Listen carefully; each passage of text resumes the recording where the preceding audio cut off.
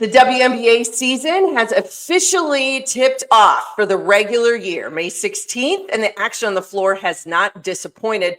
But we also have a lot to keep up on and to keep our eye on off the floor. We're going to break it all down today, right here on Locked On Women's Basketball.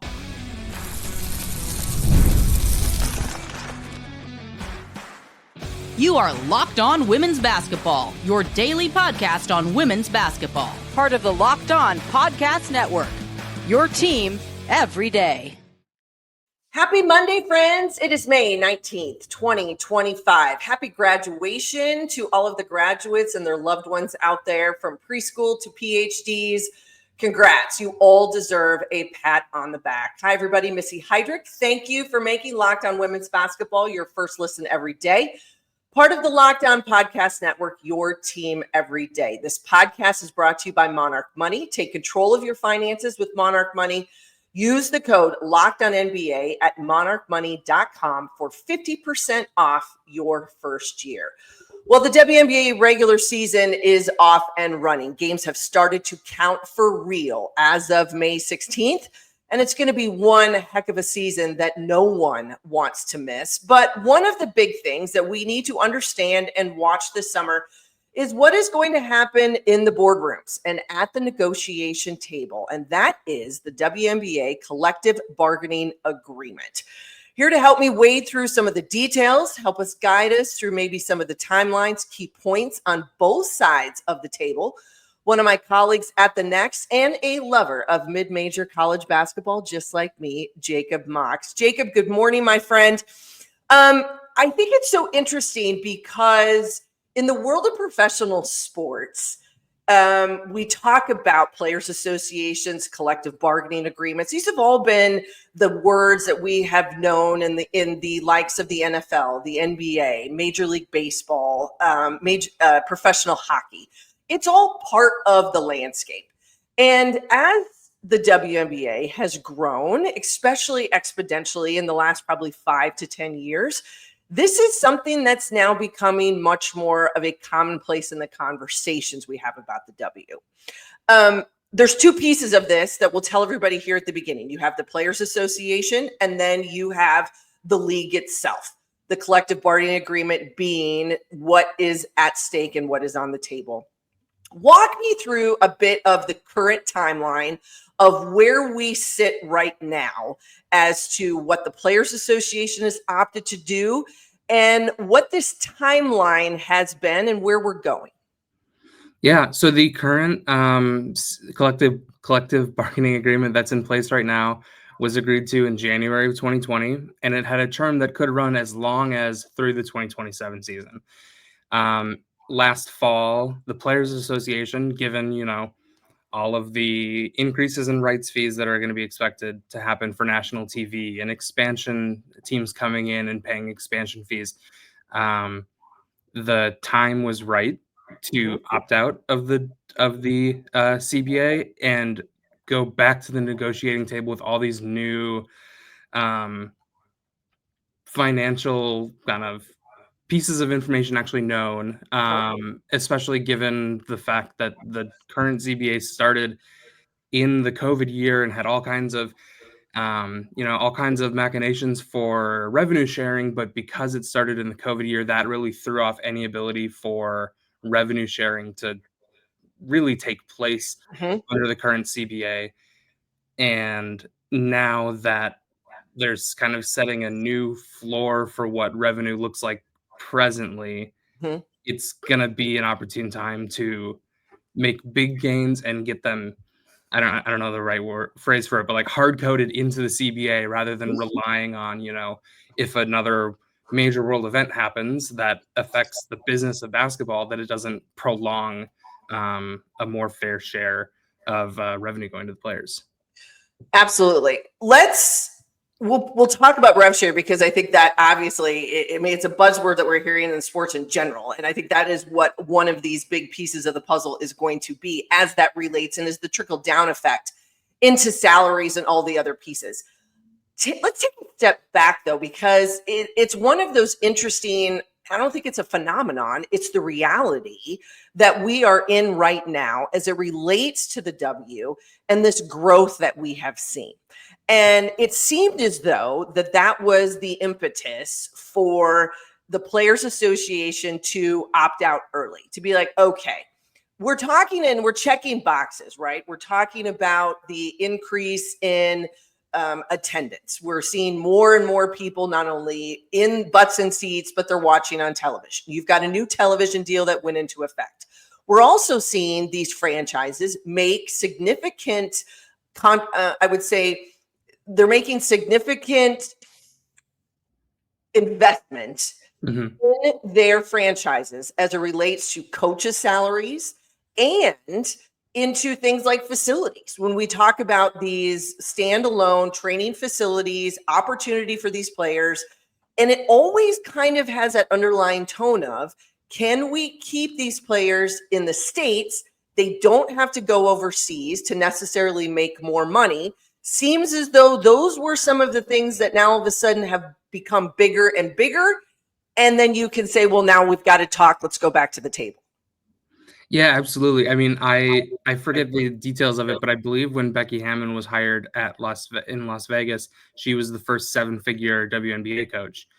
Right. And like outside of, college sports, which you and I are very aware of, I can't think of a single other avenue for sports where the coaches are making not just more, but that much more.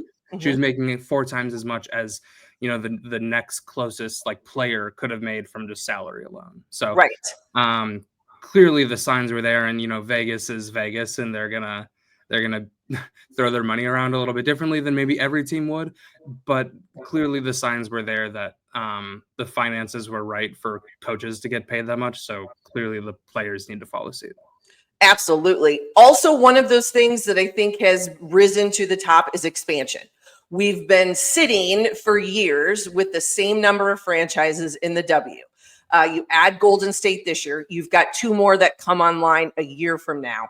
How do you see expansion having been one of those things that said, okay, we got to go back, we got to think about this, because talk more teams, more players, more roster spots. We'll talk about roster management in a moment, but seems as though expansion also was one of those big reasons to say, we got to have a conversation. Yeah, absolutely. I mean, first off, it's quick cash in the door that helps fund, major objectives for the league. Just right off the bat, you get an expansion fee that's going to the other, at this point, the other, 14 owners, 15 owners, whatever it was the last time that the most recent team was added. But then you also add in, you're adding a team in Toronto.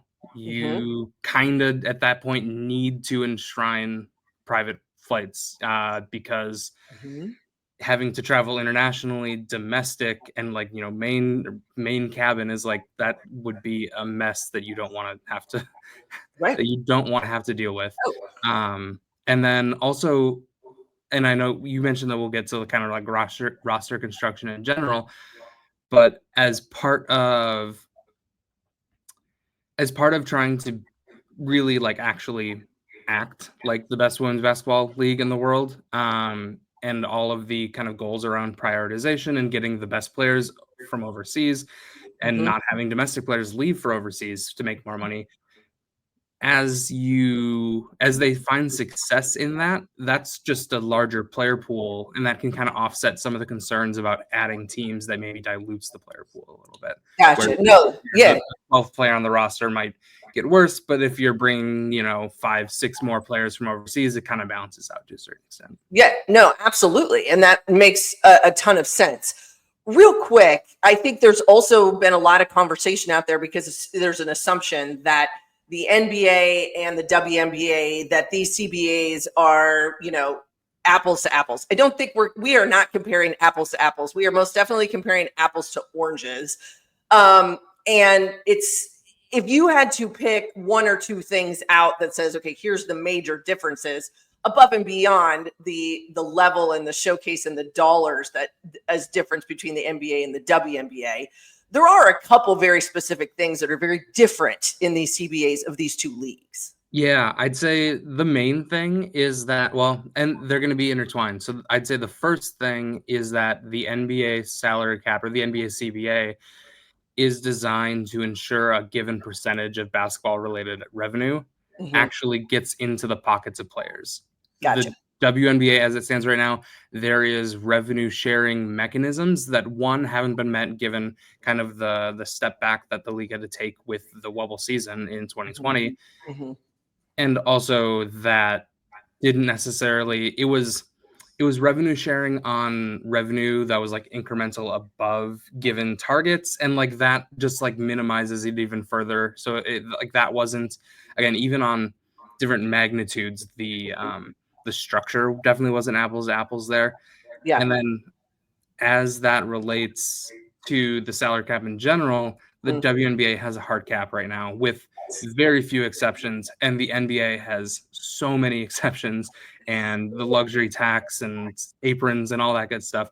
That frankly, we probably don't want to go full into that in the W, because the NBA CBA is like twice as long Right. as the WNBA CBA, which is already like 350 pages itself. But there's definitely some wiggle room to get into a softer salary cap in the WNBA to allow for a little bit more flexibility.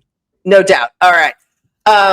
As we said, it is not apples to apples. It is most definitely apples to oranges. Just because it's basketball doesn't mean it's always the same. All right.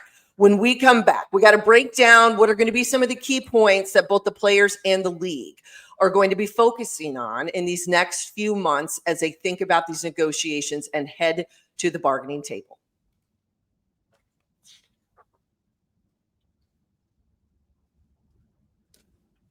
Hi, everybody. Missy Heidrick. Thank you for joining us here on Locked On Women's Basketball. Jacob Mox, one of my colleagues from the Nexus, here today. We are breaking down details and the concepts behind what will be, at some point, a new collective bargaining agreement for the WNBA and the Players Association. All right, Jacob, let's talk a little bit about if we were going to get into players and ownership and think about prioritization. What are some of the things that these two sides are going to be focusing on? Let's talk about the ownership side. Let's talk about the league maybe first, because I mean, we've seen the growth. They have embraced it. They have gone and gotten new television deals. They see it. They are marketing. I mean, you got to give credit. I think we've turned a corner with leadership at the top levels of the W, franchises and owners that are bought in, but they're part of this negotiation and this conversation. So if there were a few things that you could point out from that ownership league side, what are some of those key points you think they're going to be talking about? Yeah, I think generally speaking, they're going to want to kind of steady themselves, as a lot of the changes are going to be in favor of the players. Just given the way that the finances have changed, I don't foresee anything getting more restrictive on the players. It's more a matter of where the owners can draw a hard line and where that growth stops, I suppose, is the way to put it.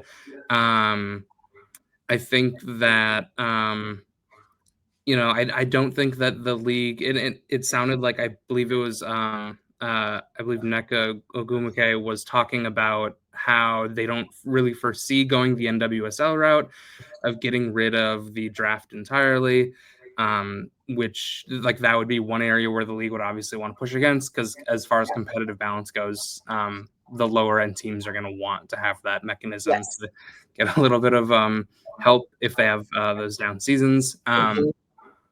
Trying to think what else. I think, yeah, as far as from the league and from the owner side, it's going to be more like,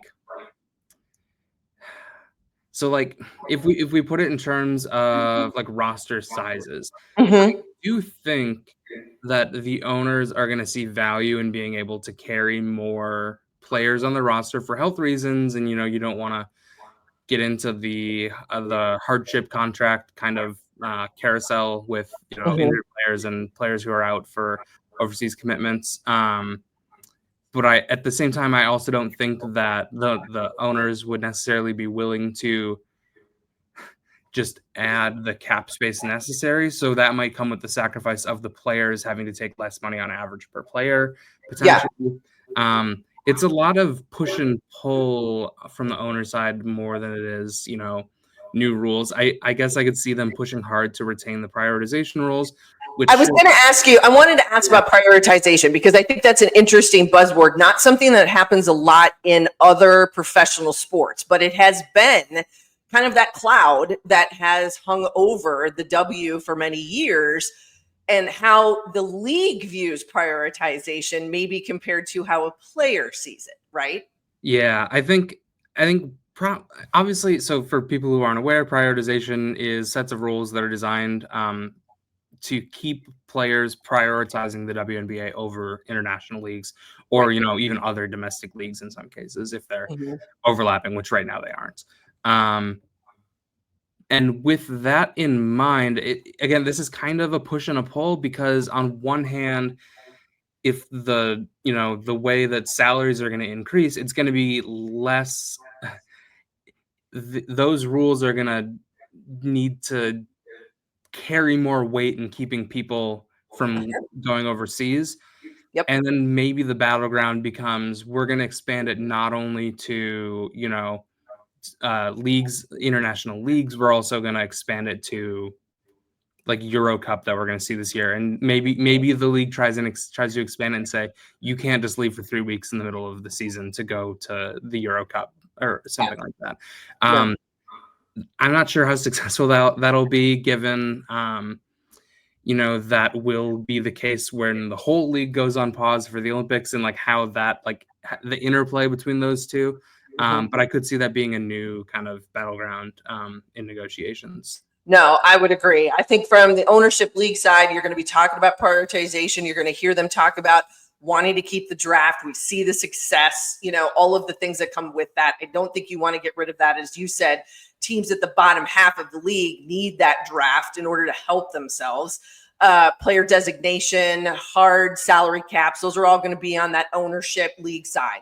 Let's shift. If you're on the Players Association and you're sitting there, obviously salaries is what is going to be, it seems as though, creating a new structure around salaries that includes the revenue share component seems to be the top of the list. Am I just completely off my rocker here? But that seems like that's got to be a number one. Yeah, I mean, anything that the Players Association can do to ensure that they are locked into the same level of growth as the league, especially, as I think most people are, especially if they're, very optimistic in the growth of the league, which why wouldn't you at this point? Right. You don't want to, lock in a 5% raises year over year, and then all of a sudden the league is on this course of, just throwing out a made up number, but maybe they start growth is at like 10%, and all of a sudden you're falling behind relative to what the owners are doing. Yes. So I think making sure that the PA is putting themselves in a position to keep up on that front is going to be huge. And then from there, concessions here and there that can be made to either, increase or lower that overall level. I think getting charter flights enshrined in the CBA, I think that is a pretty obvious one that shouldn't. It's hard to say shouldn't take too much push, because the owners obviously to date were reticent to let that happen. But I think that would be a high priority. And then I do think that the players are probably going to push to some extent against prioritization. I don't know how successful that'll be. I think especially in a league where, if salaries triple, quadruple, whatever they end up doing, that is maybe a pill that they're willing to swallow as a bit of a trade-off there. As we call this, and I said this to one of our colleagues at the next week or so ago, I said, I feel like this is like the WNBA Collective Bargaining Agreement for dummies, because we just need to kind of explain some of the things that we're doing. The push, more than likely by the Players Association, for a softer salary cap.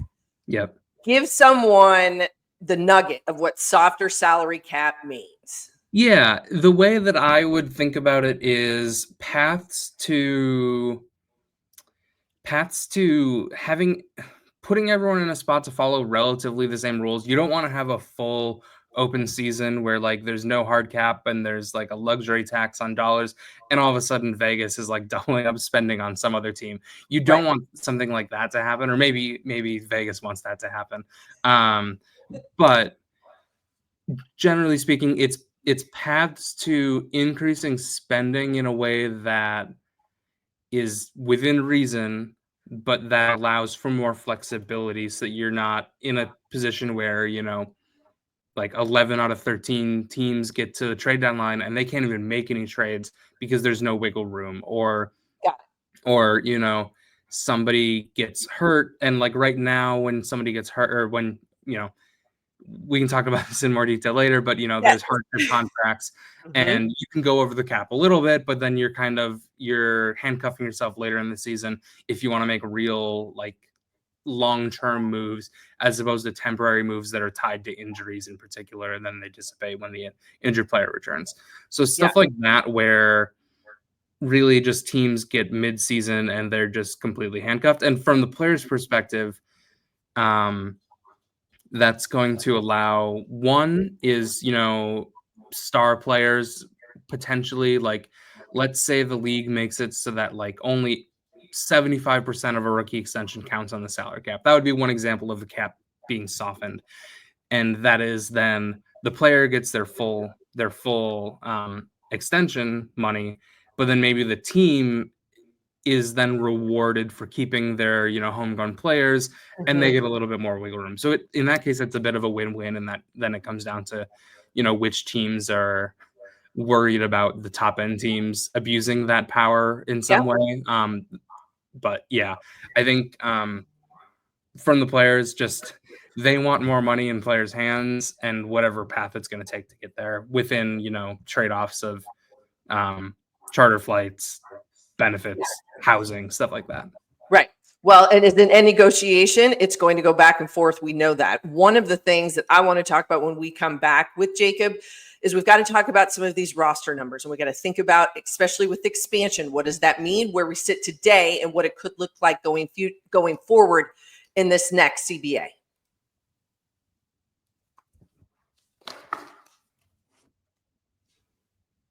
Hello, everyone. Missy Heidrick. Welcome back to Locked On Women's Basketball. Jacob Mox is here. We've been breaking down what has been a lot of conversation about the collective bargaining agreement, which will cease at the end of October 2025. And there is a negotiation that will be taking place between the WNBA the Players Association and the league and its owners. Jacob, let's talk about roster size and caps. Okay. WNBA rosters have been capped at 12 players since 2014. We have seen massive league growth, massive fan engagement. The number of games has grown. They're on television, et cetera, et cetera. Seems as though a lot of this conversation is we're overdue to be able to expand the rosters. I think one of the things that's really interesting is that while the W max is 12, they can also opt to a roster of 11, and that gives them a little bit more money than to spend. They don't have to pay for 12, you're paying for 11, right? So I got a little bit more money to spread around under what they have now as a hard salary cap. We just talked earlier about how a softer one, I think, would be nice, and that's what is going to be much of the directive of the conversation from the players. I want to get into the weeds for a second because, full disclosure, as a former player and graduate of Kansas State University, and I cover Kansas State, one of their players drafted by the Seattle Storm in the third round, Serena Sundell. She's cut from the roster, does not make it because Seattle had opted for 11, and then there was an injury issue. So explain this to me, and then what's the solution? Yeah, and so the just to even take a step back, a lot of the times the reason a team, sometimes it is, they want to just have a little bit of money to make a move mid-season. But in the case of a team like Seattle, they essentially determined, like, we'd rather have the more complete 11 rather than the kind of like a tiered down 12, if that makes sense. So, okay. And I've just got the salary cap pulled up right now. They have $25,000 in cap space right now. That obviously wouldn't be enough for another player. They could have tried to they signed Lexi Brown, or they got Lexi Brown for a reason. They're not going to move her. Katie Lou Samuelson hurt and not able to, that cap isn't able to be taken off the salary cap. So not much they could really do there. And then they're backed into this corner now, where Katie Lou Samuelson counts against one of their 12. Technically counts against one of their 11 right now. And because she was injured playing for the team, they're unable to remove her salary from the cap without, trying to work out a trade where some team who would be willing to let her rehab under them takes on the salary cap in return for, some draft picks for making it work. Short of that, they're just kind of out of luck, which is unfortunate because it does mean that a player like Sundell gets the short end of the stick. Yeah. Do we think expansion? Yeah. Do we think roster expansion then is part of this conversation? Yeah. And do they say we're going to 13? That seems like a more workable number. If someone wants to go to 12, that's on them. We also know you've got another franchise in the mix this year in Golden State, 2 more coming on board next year. Obviously, more spots, more people, but 13 seems to be maybe a better number in totality.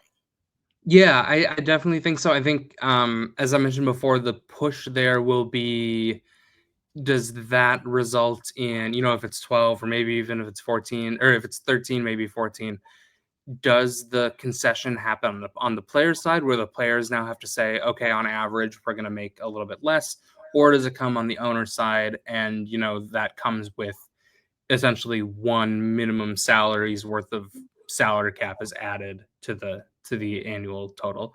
Frank, I could see that going either way. It comes down to what the balance sheet of the concessions is and the rest of the negotiation. But yeah, I mean, I think, and there's different paths to it as well. You could add an exception where you are allowed to sign a replacement contract for one injured player if they're injured playing in the WNBA.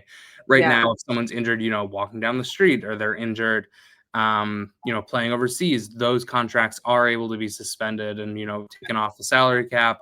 That player still, is going to be rehabbing with the team if they choose. But there's flexibility there where there isn't any flexibility at all for a player injured playing for their WNBA team. And that's a hang up. So like you said, could be expanding the roster numbers, but also adding that flexibility side into it where you can offload. It's somehow or another, the numbers, if they're a little softer, give you a little bit more wiggle room, right? Exactly. And it can be a combination of both.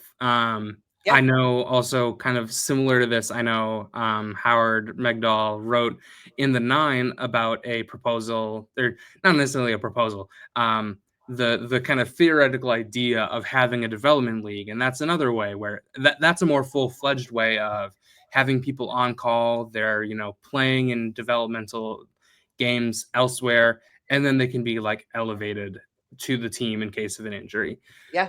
Similarly, I wrote something 3 years ago, which came out of a Brianna Stewart tweet where she was basically, this was during a particularly bad stretch of injuries in 2022,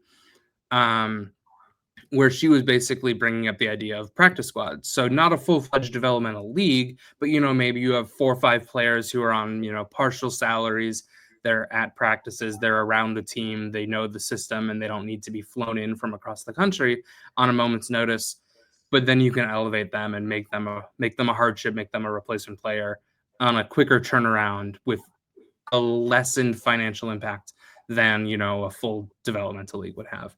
So there's different paths to this. I do think team expansion, adding new teams, that will obviously it'll allow more players into the league, but it doesn't address the issue of each individual team is running out of players because of these injuries.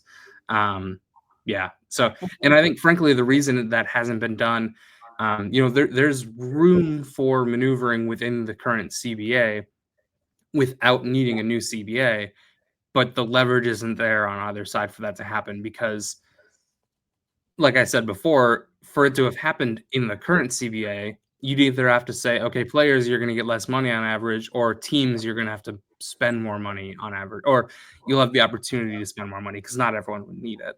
No. But yeah, I think there's so many paths to this that I would probably just put my money on the rosters going to 13, but the league and the players could get creative with it too. Well, I think the underlying tone is, number one, we're going to get a new CBA. There's going to be a lot of new things in it. It's just going to be a matter of that. Some names I think people need to know. Obviously, Kathy Engelbert is the, she is the commissioner of the WNBA. She's going to be highly involved. You're going to hear a lot from players like Nafisa Collier of the Lynx because they are engaged and involved in this. My last question to you before we wrap this up. It's always the one thing that comes into any kind of contract negotiation like this. It's those two dreaded words, work stoppage. Is that something that you think could happen? And if so, it seems to me that they got to figure that out. There's so much momentum going on in this league. I don't think you can afford to have that sitting out there for people to fester with. Yeah, absolutely. I do think it's possible. I believe last CBA, I think it was like late January is when it was signed. So, free agency was condensed after that. And that was as far as work stop. I don't even know if you'd classify that as a work stoppage. It was just kind of squishing down what the preseason was a little bit. I could see something like that. I do agree that there's going to be pressure on both sides to keep the momentum going. You don't want the first year with two new teams to be, especially, they have to do an expansion draft at some point, which traditionally it seems like they've done in like December, January territory, and you have to do that before free agency. How they're going to manage that is going to be very interesting. If that's going to happen like 2 days after the CBA is signed and then free agency is going to start the next day, that could be pretty chaotic.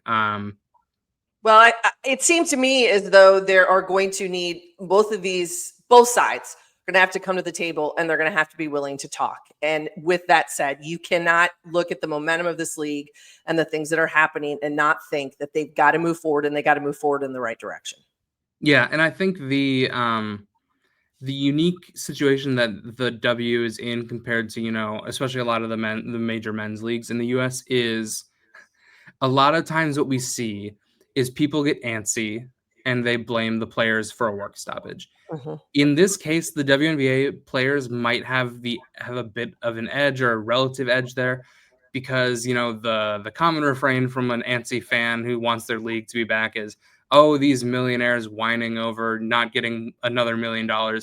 These aren't the WNBA players aren't. I mean, some of them are making that in marketing money, but none of them are making, more than $248,000 or whatever the super max is this year. Right. And the scales are a little bit shifted where public perception might be a little bit more lenient on the players. Frankly, I don't know if that's enough for the league to care about their money or about like not protecting their money as much as they possibly can. But I guess we'll see. No, you are absolutely right. All right, Jacob, I so appreciate you. Where does everybody find you, my friend? Honestly, I forget. I think it's just Jacob Mox on Blue Sky at this point. I'm on Twitter, but trying to not be on Twitter. So, all right. Well, we will find you there and at the next. And I so appreciate you and all of your knowledge. Come back and see him, all of my amazing colleagues over at the Next Hoops, and follow this podcast at Locked On WBB. Thank you for making Locked On Women's Basketball your first listen today. For your second listen, check out Locked On NBA Big Board Show. NBA draft expert Rafael Barlow reacts to every workout, interview, and rumor leading up to the NBA draft. Find Locked On NBA Big Board on YouTube or wherever you listen to your podcast. Have a great week, everybody. Enjoy the games, and we will see you soon.